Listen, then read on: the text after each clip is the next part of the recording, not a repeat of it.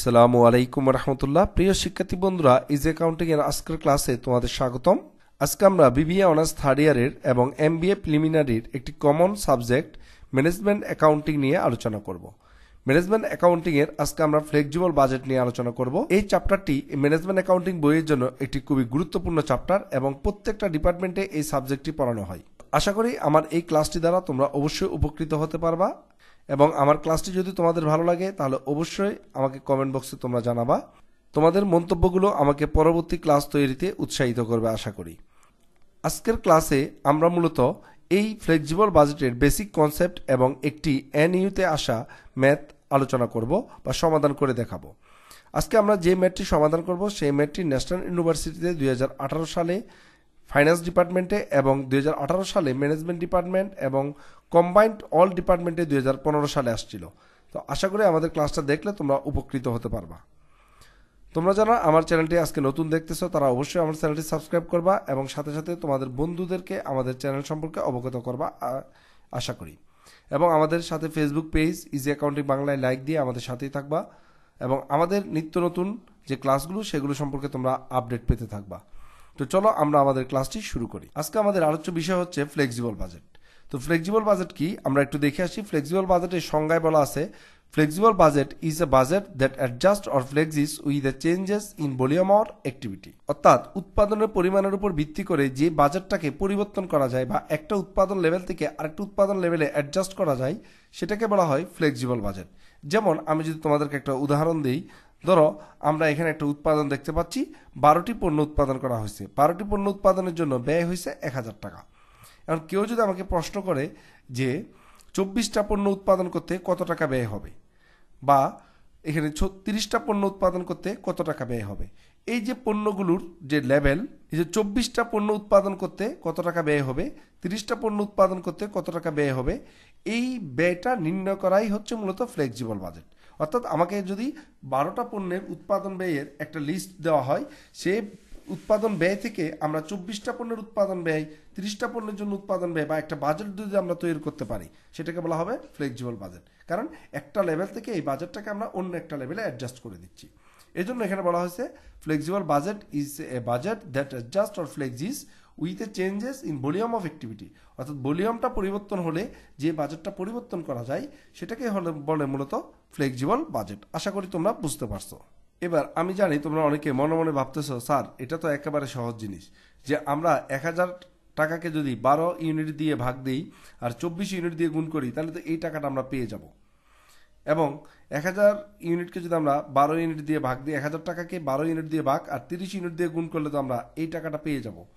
কিন্তু আসলে এটা সম্ভব ছিল যদি আমাদের এই টোটাল উৎপাদন ব্যয়টা যদি শুধু ভেরিয়েবল কস্ট দিয়ে গঠিত হতো। কিন্তু আমরা জানি আচরণের ভিত্তিতে ব্যয় হচ্ছে 3 প্রকার, ভেরিয়েবল কস্ট, ফিক্সড কস্ট আর মিক্সড কস্ট।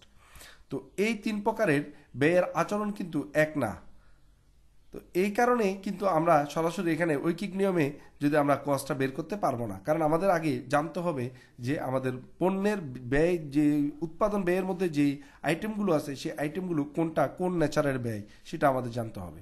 তার মানে সেটা যদি জানার জন্য আমাদের কি করতে হবে, আমাদের বিহেভিয়ারের দিক থেকে কস্টের প্যাটার্নটা আমাদের চিনতে হবে। তাহলে চলো আমরা প্রথমে কস্টগুলোকে চিনে আসি বা কস্টগুলো সম্পর্কে জেনে আসি, তাহলে আমরা ফ্লেক্সিবল বাজেটটা ভালো করে বুঝতে পারবো।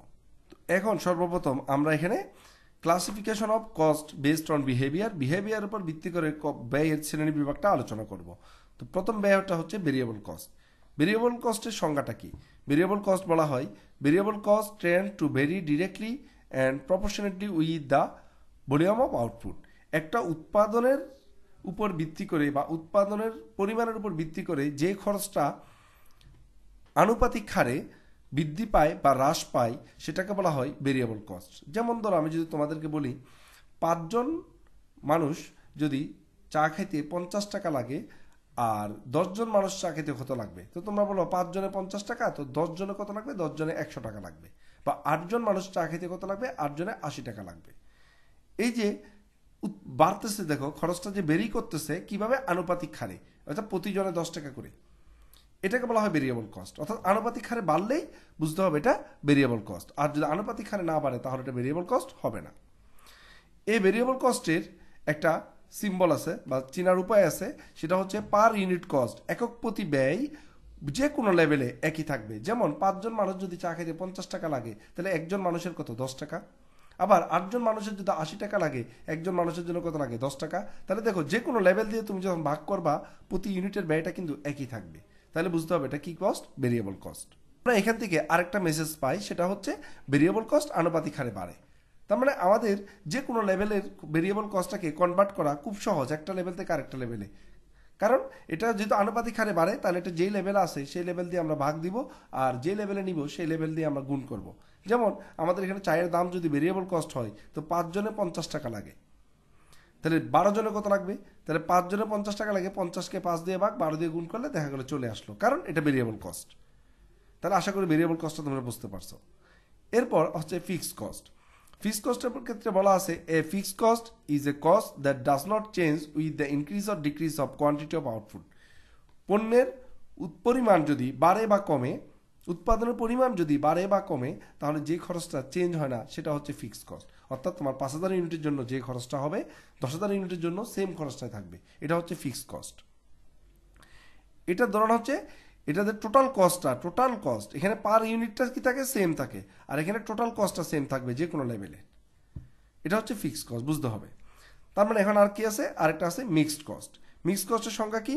সেমি ভেরিয়েবল কস্ট বা মিক্সড কস্ট আর or expense whose behaviour is partially fixed and partially variable. অর্থাৎ যে খরচটার কিছু অংশ ফিক্সড কস্ট এবং কিছু অংশ ভেরিয়েবল কস্ট নিয়ে গঠিত, সেই খরচটাই কিন্তু মূলত মিক্সড কস্ট। তো এটা আমরা চিনবো কেমনে? এটা চিনবো total cost and per unit cost are not same in the various level of production. অর্থাৎ পার ইউনিট যদি যে কোনো লেভেলে সেম থাকে তাহলে এটা ভেরিয়েবল কস্ট, আর টোটাল কস্ট যদি যে কোনো লেভেলে সেম থাকে এটা ফিক্সড কস্ট। আর যদি টোটাল কস্ট এবং পার ইউনিট কস্ট সেম না থাকে তাহলে হচ্ছে ভেরিয়েবল কস্ট। এখন তোমরা একটা জিনিস খেয়াল করো, ফ্লেক্সিবল বাজেটের ম্যাথগুলো করার জন্য আমাদের মূলত প্রধান বাধাটা কে? প্রধান বাধাটা হচ্ছে আমাদের মিক্স কস্ট বা সেমি ভেরিয়েবল কস্ট। কেন? ভেরিয়েবল কস্ট আনুপাতিক হারে বাড়ে, আমরা একটা লেভেল থেকে আরেকটা লেভেলে গেলে আনুপাতিক হারে বাড়াই দিলেই আমাদের সমাধান হয়ে গেল। ফিক্সড কস্ট যে কোনো লেভেলে একই থাকে।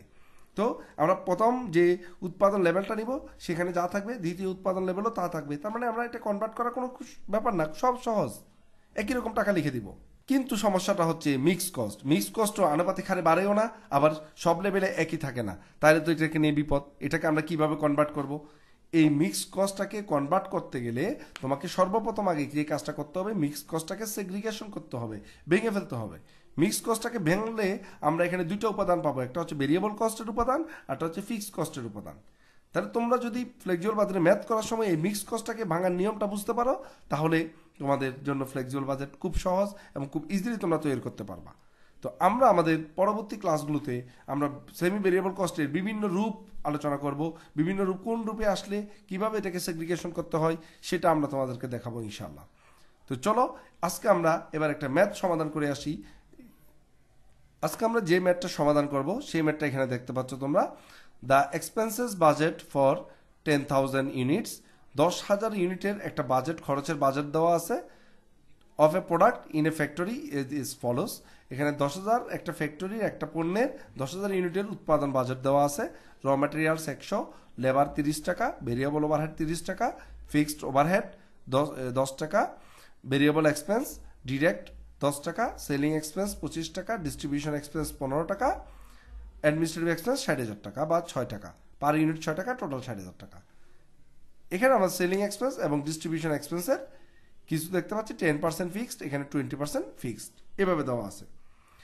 You are required to prepare a flexible budget. আমাদের ফ্লেক্সিবল বাজেট তৈরি করতে হবে for the production of 8,000 units and 5,000 units. 8,000 unit এবং 5,000 ইউনিটের জন্য আমাদের একটা ফ্লেক্সিবল বাজেট তৈরি করতে হবে। আমি একটু আগে তোমাদেরকে বলেছি যে ফ্লেক্সিবল বাজেট তৈরি করার জন্য আমাদের আগে চিনতে হবে কি? আমাদের ব্যয়গুলো চিনতে হবে, ব্যয়গুলোর নেচার চিনতে হবে। ব্যয়গুলোর নেচার যদি আমরা চিনতে না পারি তাহলে কিন্তু আমরা ফ্লেক্সিবল বাজেট তৈরি করতে পারবো না। তাহলে এখন ব্যয়গুলোর নেচার আমরা কিভাবে চিনবো? তাহলে চলো আমরা প্রথমে এইখানে যে ব্যয়গুলো দেওয়া আছে এগুলো নেচারগুলো চিনি। তোমরা একটা জিনিস মনে রাখবা, র ম্যাটেরিয়াল মানে কাঁচামাল সবসময় এটা ভেরিয়েবল কস্ট।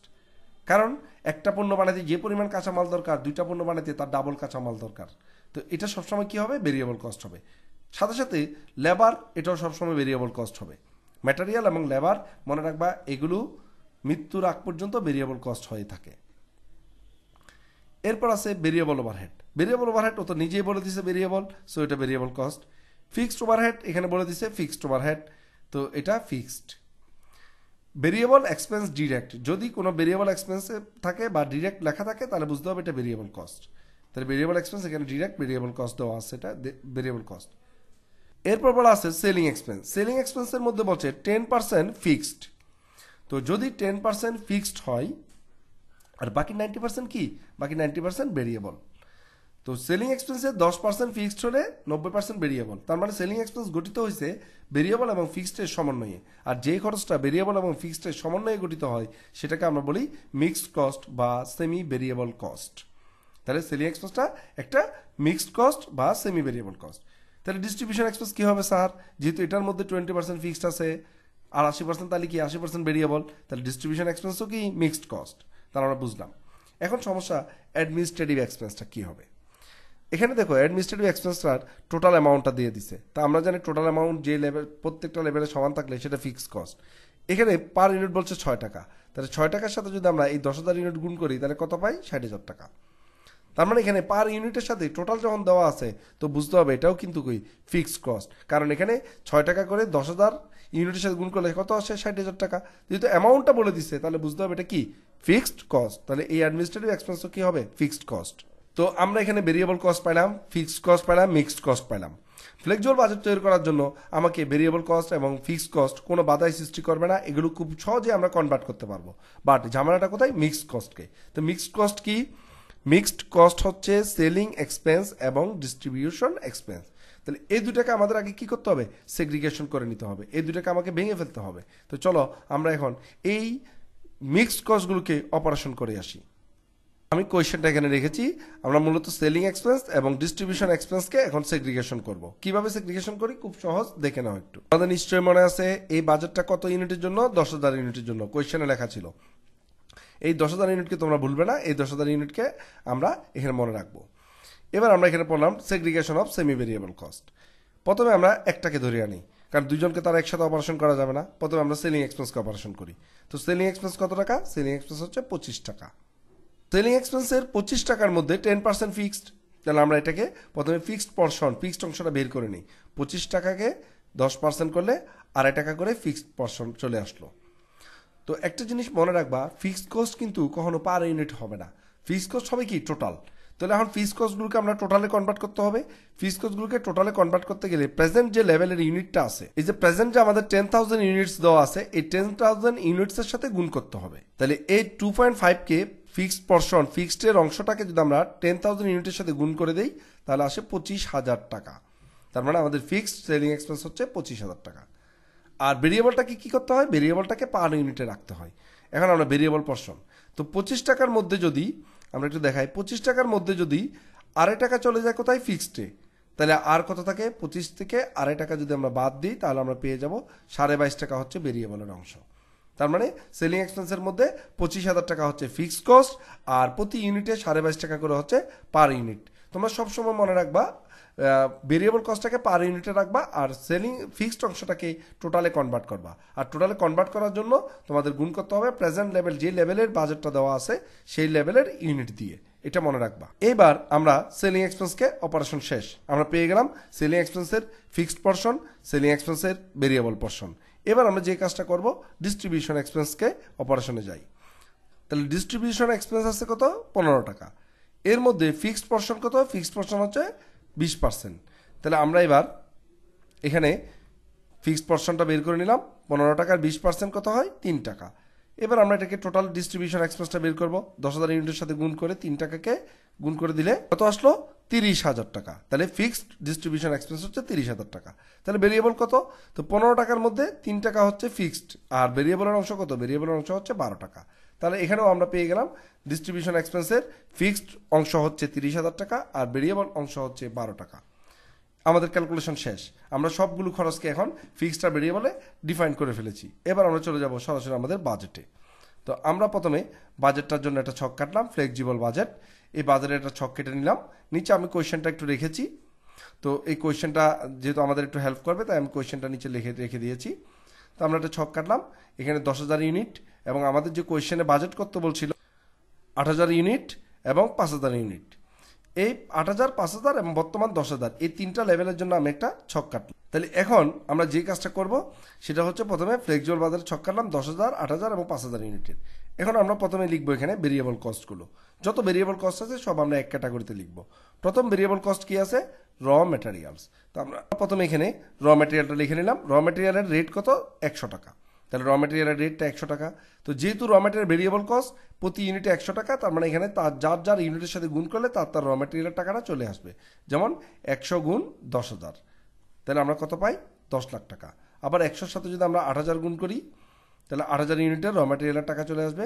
5,000 গুণ করলে 5,000 র ম্যাটেরিয়ালের টাকা চলে আসছে। এবার আমরা দেখি এখানে লেবার দেওয়া আছে, লেবার 30 টাকা করে। তো লেবার পার ইউনিট 30 টাকা। আমরা যদি 10,000-এর সাথে গুণ করি 3 লাখ, 8,000-এর সাথে গুণ করলে 2,40,000, 5,000-এর সাথে গুণ করলে 1,50,000। ভেরিয়েবল ওভারহেড দেওয়া আছে এখানে 30 টাকা করে। তো ভেরিয়েবল ওভারহেড 30 টাকা, এটাও গুণ করলে চলে আসে। প্রত্যেকটা লেভেলের সাথে গুণ করে দিলে আমরা এখানে টোটাল টাকাটা পেয়ে যাব। এরপর এখানে আছে ভেরিয়েবল এক্সপেন্স ডিরেক্ট। এই ভেরিয়েবল এক্সপেন্স ডিরেক্ট কত আছে? 10 টাকা। এই ভেরিয়েবল এক্সপেন্স 10 টাকা আমরা এখানে বসাই দিলাম, সাথে সাথে আমরা এখানে গুণ করে বসাই দিচ্ছি। তার মানে আমাদের এখানে যে ভেরিয়েবল এক্সপেন্স যেগুলো ছিল সেগুলো শেষ। এখন বাকি আছে আরও 4টা: fixed overhead, selling expense, distribution expense, administrative overhead. Selling expense এবং ফিক্সড ওভারহেড এবং অ্যাডমিনিস্ট্রেটিভ তো ফিক্সড। তো আর সেমি ভেরিয়েবল বা মিক্সড ছিল কি? Selling expense, distribution expense. তো এটা করতে গিয়ে তো আমাদের এখানে আমরা সেলিং অ্যান্ড ডিস্ট্রিবিউশন থেকে কিছু ভেরিয়েবল আসছে না, সেই ভেরিয়েবলগুলো এই ভেরিয়েবলের সাথে এনে যোগ করে দিব। তো চলো আমরা দেখে আসি আমাদের সেগ্রিগেশনে কত টাকা ভেরিয়েবল কস্ট আসছিল। আমরা যখন সেগ্রিগেশন করেছি সেলিং এক্সপেন্সের টোটাল ভেরিয়েবল পোরশন ছিল 22.5 টাকা, আর ডিস্ট্রিবিউশন এক্সপেন্সের ভেরিয়েবল পোরশন ছিল 12 টাকা। তাহলে এই 22.5 টাকা এবং 12 টাকা ভেরিয়েবল কস্টে যাবে। তাহলে আমরা এগুলো চলো ভেরিয়েবল কস্টে বসাই দিই। আমরা এখন এখানে লিখব ভেরিয়েবল সেলিং এক্সপেন্স 22 টাকা 50 পয়সা। এটা আমরা যদি গুণ করে দিই তাহলে আমাদের টাকাটা চলে আসবে। এবার ভেরিয়েবল ডিস্ট্রিবিউশন এক্সপেন্স 12 টাকা, যেটা একটু আগে আমরা সেগ্রিগেশন করেছিলাম, এটাও যদি আমরা গুণ করে দিই টোটাল ভেরিয়েবল এক্সপেন্সটা পেয়ে যাই। এখন এই ভেরিয়েবল এক্সপেন্সগুলো আমাদের আর কোনো ভেরিয়েবল এক্সপেন্স নাই, সেলিং ডিস্ট্রিবিউশন থেকে নিয়ে আসছি, তাহলে আমাদের ভেরিয়েবল এক্সপেন্সের কাজ শেষ। এখন এগুলো আমরা যোগ করব, তাই না? আমরা যদি এখানে যোগ করি টোটাল ভেরিয়েবল কস্ট চলে আসলো, এটাকে আমরা দাগ দিয়ে ক্লোজ করে দিব। এবার আমরা চলে যাব ফিক্সড কস্টে। টোটাল ভেরিয়েবল কস্টটা যোগ করে নিলাম, এটার নাম দিলাম আমরা এ। এবার আমরা চলে যাব ফিক্সড কস্ট নির্ণয়ের জন্য। এবার আমরা ফিক্সড কস্টগুলো লিখব। ফিক্সড কস্টের মধ্যে আমরা প্রথমে পাই ফিক্সড ওভারহেড 1 লাখ টাকা। এই ফিক্সড ওভারহেড সরাসরি পার ইউনিটে করে লিখবা না, সরাসরি আমরা 10,000 ইউনিটে লিখে দিব 1 লক্ষ টাকা। এই 1 লক্ষ টাকা আবার 8,000 ইউনিটের গড়েও এবং 5,000 ইউনিটের গড়েও 1 লাখ টাকা ভরবে। এই 1 লাখ টাকা কিন্তু আমাদের সবগুলো লেভেলে 10,000 ইউনিট, 8,000 ইউনিট, 5,000 ইউনিট সব লেভেলে কিন্তু 1 লাখ টাকা করে বসবে, কারণ এটা ফিক্সড কস্ট। এরপর এখানে অ্যাডমিনিস্ট্রেটিভ এক্সপেন্স আছে 60,000 টাকা। সেই 60,000 টাকাও কিন্তু আমরা বসাই দিব 3টা লেভেলে। এবার আমাদের সেমি ভেরিয়েবল কস্টগুলো ভাঙার পরে সেলিং এক্সপেন্স এবং ডিস্ট্রিবিউশন এক্সপেন্স থেকে কিছুটা ফিক্সড অংশ আসছিল, সেটা নিয়ে আসি। চলো দেখে আসি আমরা। এই যে সেলিং এক্সপেন্সের ক্ষেত্রে ফিক্সড সেলিং এক্সপেন্স আসছিল 25,000 টাকা এবং ডিস্ট্রিবিউশন এক্সপেন্সের ক্ষেত্রে ফিক্সড ডিস্ট্রিবিউশন আসছিল 30,000 টাকা। এই ফিক্সড সেলিং এক্সপেন্স এবং ডিস্ট্রিবিউশন এক্সপেন্সগুলো আমরা এখন ফিক্সড কস্টে অন্তর্ভুক্ত করব। তার মানে সেমি ভেরিয়েবল কস্ট ভেরিয়েবলেরও কিছু অংশ যাবে, আবার ফিক্সডেও কিছু অংশ আসবে। এখন আমরা এখানে ফিক্সড সেলিং এক্সপেন্স 25,000 সব করে বসাই দিলাম, ফিক্সড ডিস্ট্রিবিউশন 30,000 আমরা সব করে বসাই দিলাম। তাহলে ফিক্সড কস্টটা আমরা সব জায়গায় বসাই দিলাম। বসানোর পরে যোগ করলে আমাদের টোটাল ফিক্সড কস্ট পেয়ে যাব। তাহলে টোটাল ভেরিয়েবল কস্ট হচ্ছে এ আর টোটাল ফিক্সড কস্ট হচ্ছে বি। এবার আমরা এ এবং বি যদি যোগ করি তাহলে এখানে দেখো ভেরিয়েবল কস্ট হচ্ছে 20,45,000-এর সাথে যদি 2,15,000 টাকা ফিক্সড কস্ট যোগ হয় তাহলে 22,60,000 টাকা। সেম আমরা 16,36,000-এর সাথে যদি 2,15,000 ফিক্সড কস্ট যদি আমরা যোগ করে দিই তাহলে 18,51,000 টাকা। আবার 10,22,500-এর সাথে 2,15,000 যোগ করলে আমরা 12,37,500 টাকা পেয়ে যাই। তো এ হচ্ছে মূলত আমাদের ফ্লেক্সিবল বাজেট, অর্থাৎ আমরা 10,000 ইউনিটের একটা বাজেটকে 8,000 ইউনিট এবং 5,000 ইউনিটে কনভার্ট করে নিয়েছি। তো আশা করি তোমরা এই ম্যাথটা বুঝতে পারছো। ধন্যবাদ সবাইকে আমাদের সাথে থাকার জন্য এবং আমাদের ক্লাসটা দেখার জন্য।